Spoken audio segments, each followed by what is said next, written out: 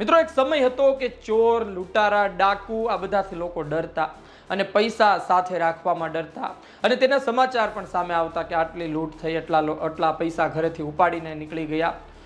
પણ હવે થોડો જમાનો બદલાયો છે. હવે તમારા પૈસા તમારા એકાઉન્ટમાં પણ સેફ નથી જો તમને ખબર નથી કે શું કરવું જોઈએ અને શું ન કરવું જોઈએ. સાયબર ફ્રોડ ખૂબ મોટા પ્રમાણમાં નોંધાય છે. લોકોના લાખો રૂપિયા બેંક ખાતામાંથી નીકળી જતા હોય છે. બસ ભૂલ શું હોય છે? નાની નાની ભૂલ હોય છે. લિંક પર ક્લિક કરી ન જવાની સાઇટ પર ગયા, ન જવાની સાઇટ પર જઈને તમે તમારો નંબર નાખ્યો, બેંક એકાઉન્ટ નંબર નાખ્યો. આ છે અલગ અલગ ઘણા કેસ સામે આવતા હોય છે, ઘણા પ્રકારની થિયરી સામે આવતી હોય છે. પણ આજે જે મુદ્દે વાત કરવી છે એ મુદ્દો થોડો અલગ છે. મુદ્દામાં શું છે તો મુદ્દામાં એક ભેજાબાજે સાયબર પોલીસને દોડાવી. એ ભેજાબાજ એટલો ખતરનાક હતો કે તેમણે પેલા કામ કર્યું પોલીસમાં, સાયબર પોલીસમાં, અને ત્યારબાદ જોયું કે કઈ રીતે પૈસા ઉપાડી શકાય છે. બેંકને સીધો મેલ કર્યો કે ફ્રીઝ થયેલા એકાઉન્ટ છે તેને મુક્ત કરો. તે ફ્રીઝ થયેલા એકાઉન્ટ છે તેમાંના પૈસા આ એકાઉન્ટમાં તમે મોકલી આપો. 70 લાખથી પણ વધુની રકમ હતી. જો આ ભેજાબાજ ખરા અર્થમાં 70 લાખની રકમ મેળવી લેત અને બેંક એ ફ્રીઝ થયેલા એકાઉન્ટના પૈસા ત્યાં સુધી પહોંચાડી દેત તો ખરા અર્થમાં તેને તો ખૂબ મોટો ફાયદો થઈ જાત. પરંતુ એ થયું નથી. જાણો કઈ રીતે. બેંકોને એવું મેલ કરવામાં આવ્યું કે ફલાણા અકાઉન્ટ જે છે એના પર કોઈ સાયબર ક્રાઇમની ફરિયાદ નથી એટલે એને ખોલી દેવા અને એ પૈસા બીજા અકાઉન્ટમાં ટ્રાન્સફર કરી દેવા. એટલે એના ઉપર અમારા બેંક સાથેના રિલેશન હતા અને બેંકવાળાએ અમને પૂછ્યું કે ભાઈ આ રીતે તમે કોઈ મેલ કરેલું છે. તો ત્યારે એ આખી વસ્તુ અમારે સામે આવી. તાત્કાલિક અમે એમાં અમારા સુપ્રિય અધિકારીઓને ધ્યાને મૂકી અને ઉપરી અધિકારીની સૂચનાથી અમે એમાં જાણવાજોગ દાખલ કરીને તપાસ ચાલુ કરી. કેમ કે આવા ટાઈપનું કોઈ મેલ અમે કરેલું નહોતું અને જે અધિકારીના નામે મેલ કરવામાં આવ્યું હતું એવા કોઈ અધિકારી અહીંયા ભૂતકાળમાં કાં તો અત્યારે કોઈ ફરજ બજાવતા નથી. તો અમે એની તપાસ કરી અને તપાસના અંતે અમને ખબર પડી કે હાલના જે આરોપી છે વિશાલભાઈ, એ એમને પોતાના લેપટોપમાંથી આ ઈમેલ કરેલા હતા બેંકને અને એ ઈમેલના આધારે બેંકમાં એકાઉન્ટ ઓપન કરવા માટેની એમને લેટર નાખેલા હતા. હવે એ જે એકાઉન્ટ્સ હતા એ લગભગ 74 લાખ રૂપિયા જેટલા રૂપિયા જે ફ્રોડ મની હતી એને રીઓપન કરાવીને બીજા અકાઉન્ટમાં નાખવા બાબતેના એ લેટર્સ હતા. એટલે એ બાબતે અમે તાત્કાલિક સંજ્ઞાન લઈ અને ગુનો દાખલ કરેલ. આ જે આરોપી છે વિશાલ, એને બહુ સાયબરના જાણકાર છે અને અમદાવાદ સિટીમાં રાણીપ પોલીસ સ્ટેશન અને એક બે બીજા પોલીસ સ્ટેશનોમાં સાયબર વોલેન્ટિયર તરીકે એ મદદ પણ કરતા હતા. એટલે એને સાયબરની એક્ટિવિટી બાબતે અને સાયબરની ખાસું બધું નોલેજ હતું એને.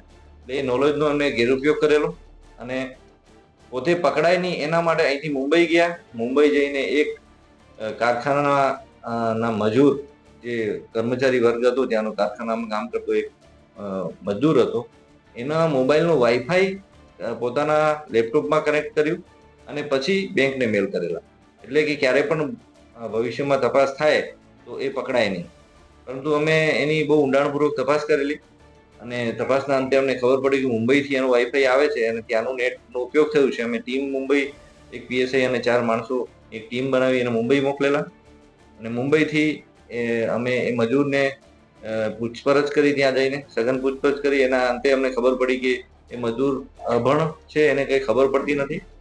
તો એને અમે પૂછપરછ માટે અહીંયા લઈ આવેલા અને એની કોર્ટ રૂબરૂ એને અમે 183નું સ્ટેટમેન્ટ લેવડાવ્યું અને પછી એને આધાર પર અમે હાલના આરોપીને અરેસ્ટ કરેલું છે.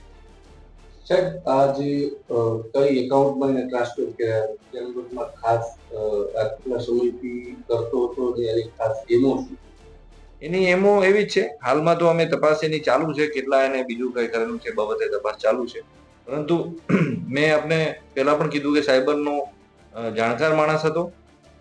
4 અકાઉન્ટના પૈસા એને રીઓપન કરવા માટેના લેટર્સ નાખેલા હતા અને એક અકાઉન્ટમાં ટ્રાન્સફર કરવા માટે એને લખેલું હતું તમામ લેટરના.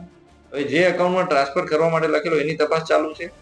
એ ક્યાંનું છે, એ કોને એને લાભ કરાવવાનું હતું, કાં તો એનું અકાઉન્ટ સાથે આનું સંબંધ શું છે, એ તમામ બાબતેનું હાલ ઇન્વેસ્ટિગેશન ચાલુમાં છે. સાહેબ, કેટલા અન્ય આરોપી કોઈ આમાં સામેલ છે એવી કોઈ માહિતી? એ અન્ય આરોપીઓ એના અંદર કેટલા સામેલ છે એની પણ તપાસ ચાલુ છે. અમે આગળ વધીએ છીએ કે અમારી ઈમેલ આઈડી અને પાસવર્ડ ક્યાંથી લઈ આવ્યો, એની જોડે કેવી રીતે આવેલા, અને એ બધી જ તપાસ હાલમાં ચાલુમાં છે. આ આરોપી મૂળ અમદાવાદનો છે.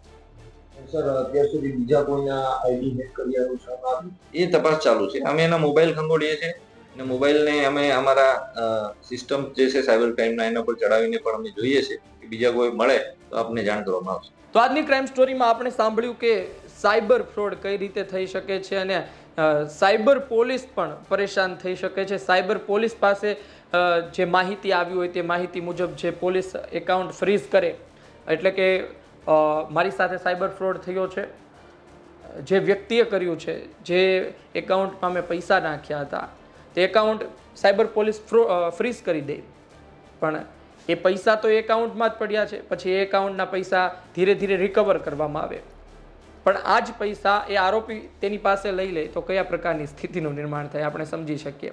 એટલે કે આ પ્રકારના ભેજાબાજો પણ સમાજમાં છે. સાવચેત રહો.